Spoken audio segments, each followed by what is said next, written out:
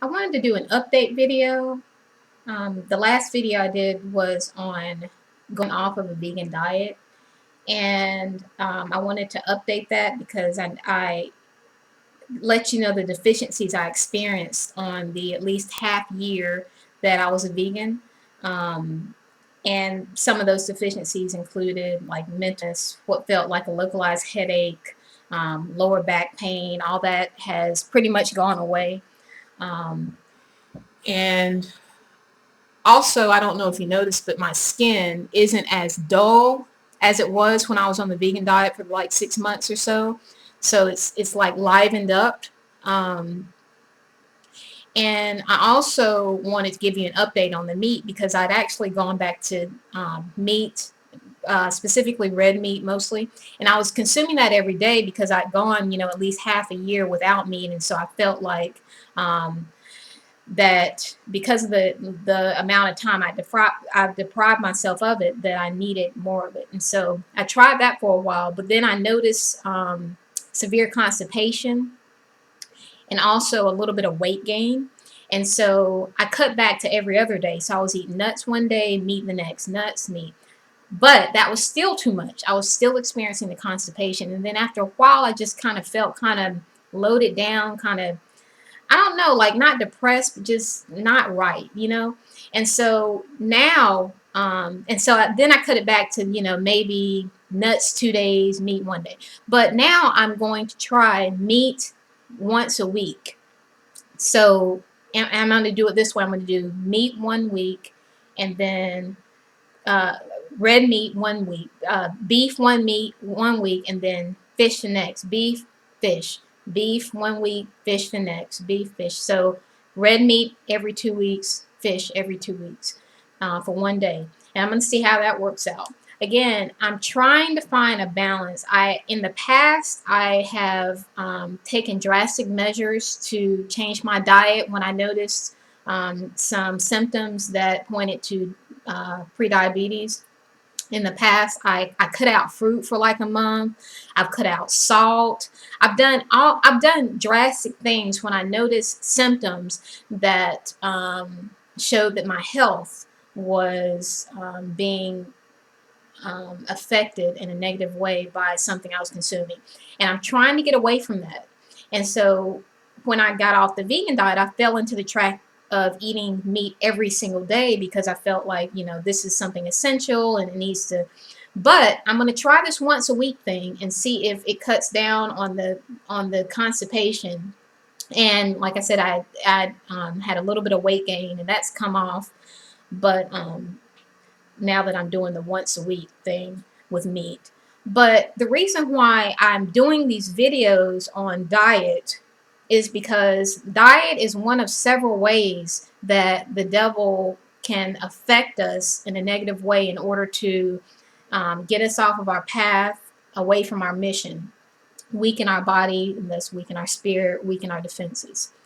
So other ways that the devil has come at me have been through television. When I was watching television, which I don't anymore, but if you're not watching television, he can still access you through dreams, which he has been doing quite regularly.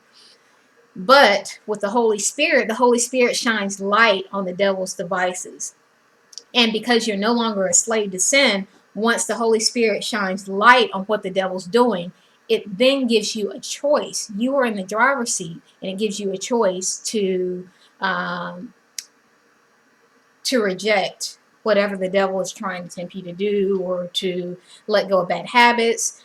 Now, before I had the Holy Spirit, and I was overweight then, I could look at what I was doing, but I couldn't change it. I could say, oh, I'm eating the wrong foods, but I couldn't change it, and so I would stay overweight. But now that I have the Holy Spirit, it doesn't take away the devil's temptations. Like, the devil still tries to tempt me. The devil still tries to mislead me. Like when I was on the vegan diet, I had a few dreams of confirmation to where me eating the foods that I was eating, the devil was kind of giving me, and I didn't interpret it this way, but the devil was kind of giving me a nod to keep doing it, stay on the vegan diet, stay weak, keep depriving yourself of what you need. but I didn't see it that way.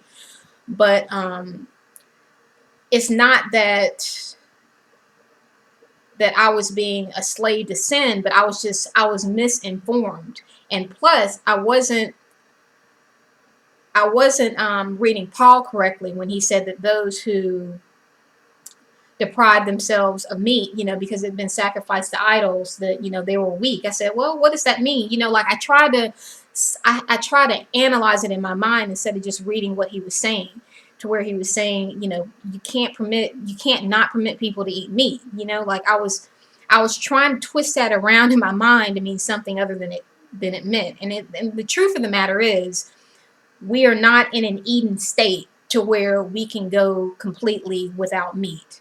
So I'm trying to, and at the same time, I don't want to be like the Israelites in the wilderness, lusting after meat, and thus, God brings about sickness because of their meat lust. Like I don't want to lust after meat. At the same time, I don't want to completely deprive myself of meat, as if I were in the Garden of Eden, to where we're only eating, nuts and fruits and herbs. So my body requires it, but I want to consume the minimum amount to where my body can function properly, and I don't experience things like lower back pains and constipation. Well, you don't experience the constipation on the vegan diet, but from vegan diet, I experienced the lower back pain, the localized headaches, the mental fogginess. So it's like you don't want to consume so little to where your muscles can't repair, but you don't want to consume so much to where you're constipated and you're mentally depressed and stuff like that. So you want to get out. I personally have had a problem with going to extremes, because like I'm not a slave to sin, so I can cut out food groups. I can, because I'm not a slave to that. I haven't had cake and I don't know how long. Like I don't eat the foods that the obviously unhealthy foods. What I have a tendency to do is overdo it or underdo it on the good foods. Like, at one point I was overdoing it on the fruit because I thought fruit were healthy, and so you can eat as much as you want. And at another time, just recently I was overdoing it on the meat, only because I thought my body had been deprived for so long and it was something that, I needed to really stock up on. But, it's a matter of balance. And just to bring it back to the spiritual context,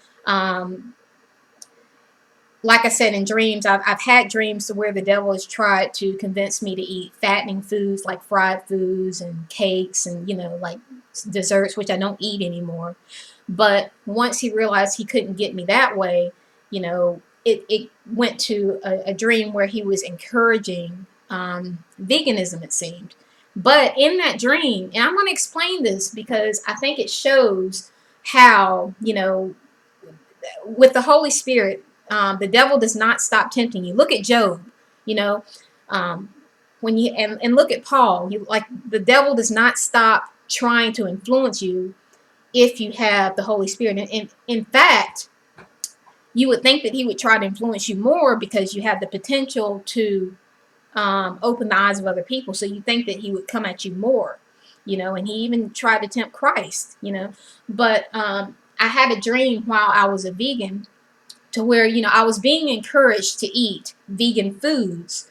But when I looked at, because I had a plate of celery, this was in a dream, there was a piece of hair in my celery. And so 2 days later, I think it was 2 days later, I opened the refrigerator and I had my plate of celery, because, I'd eat that with my peanuts, with my peanut butter, my homemade peanut butter. There was a hair in it. Now, this was 2 days after I had the dream that there was a hair in my celery. Now, I just thought, wow, precognition, or, I had a prophet, like I didn't know.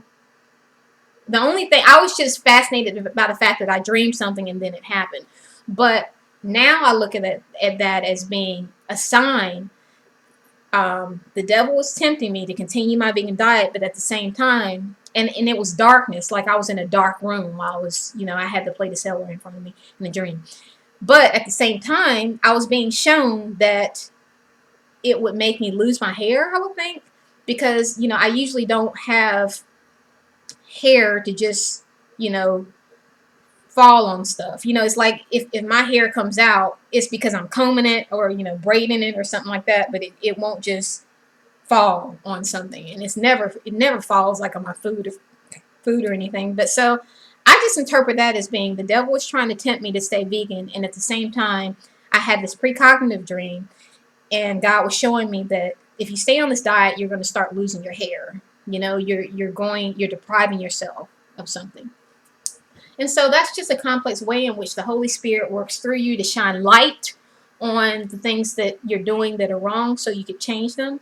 But now you have the choice. Whereas when you're a slave to sin, you don't have the choice. Like you can, and this is something common that I see with people who are still slaves to sin. They will talk about their addictions. Oh, like the other day, I was talking to someone and she was like, oh, I eat when I'm stressed out. Ha ha ha, I'm just getting fatter and fatter. And it's like to me, as a person who has been cleansed of that, I can't understand why you would be participating in something that is destroying you and not change it. But when you don't have the Holy Spirit, you actually don't have the self-control to just say, okay, no more chips, no more cookies, no more cake. Like, you can't do that when you don't have the Holy Spirit, because you're actually a slave to sin. So once you have the Holy Spirit can shine light on what you're doing that's wrong, that's negatively affecting you, and then you can make the changes. Unfortunately for me, I can really make the change. So I can really cut out things, but I can cut out the wrong things. Like, I can cut out fruit, I can cut out salt, I can cut out whatever I need to cut out, meat, whatever, and I will continue doing that until it becomes obvious that, okay, you've gone too far. So it's like, I don't have a problem with restricting myself from behaviors that I perceive to be counterproductive. But there needs to be a balance. And so it's all about, in terms of diet, it's all about finding that proper balance, realizing that I'm not in the Garden of Eden anymore. I can't sustain myself, on a vegan diet.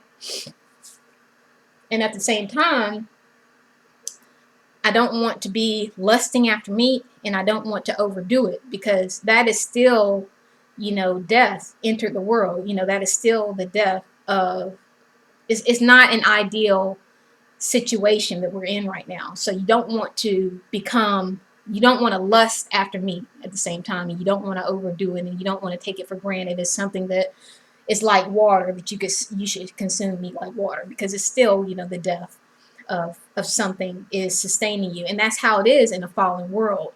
Death, even the death of plants. Like, I learned, I didn't know this, but if you have pipes under the ground, like water pipes, or sewage pipes, sewage pipes, tree roots will actually strangle the sewage pipes in order to get to the nutrients in the sewage pipes. Isn't that amazing? Like, even vegans. So that shows you can't get out of the cycle of creating death in order to, not creating death, but causing death in order to sustain yourself in this fallen world. Because even trees, you would think these are inanimate objects because they don't move fast. They don't move in a way that we can perceive.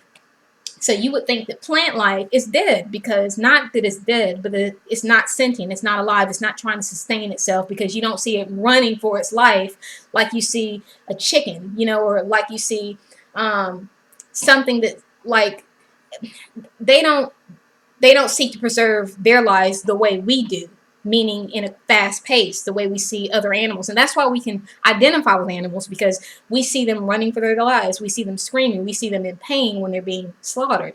But a tree root under the ground that we can't see is actually strangling a sewage pipe in order to get to the nutrients in order to live. So plant life as well wants to live. If you've ever planted anything, you'll see how the seedlings, the plants, will bend their body toward the light. Like, if you have it in some kind of shade or something, it will bend its body, its stem, toward the light so it can get more sunlight. tree roots will strangle sewage pipes in order to get the nutrients and water within the sewage pipes. They are doing the same thing we're doing in terms of trying to stay alive, but not in a way that we can understand. So we assume that, you can't hurt a plant, or a plant is not trying to survive the same way a human or an animal is, just in a way that we can't understand. So actually, there's no getting around the fact that in a fallen world, you produce death in order to sustain life. And, when innocence was taken out of the world and God made Adam and Eve skins, it began the process of losing your innocence, and death entering into the world. So we're in that position right now, and we can't reverse it. Only God can reverse it, but we want to find the proper balance so that we keep our body working at the optimal level, and at the same time we realize that we are working with an animal body that has certain needs in order to reach that level of optimal performance. And so there is a balance, but the good thing about it is when you have the Holy Spirit, and the Holy Spirit shines light on the workings of this world and the workings of the body, we can make those changes. And it's gradual. It's been gradual for me. It's an ongoing process. But I'm going to continue to give updates on my health and also my spiritual path, in order to give hope to other people who are also on this path, who've also, who are receiving the Holy Spirit and also cleaning their lives up of their old habits and their old ways, and receiving that light from the Holy Spirit in order to be able to do that without being within the chains of sin.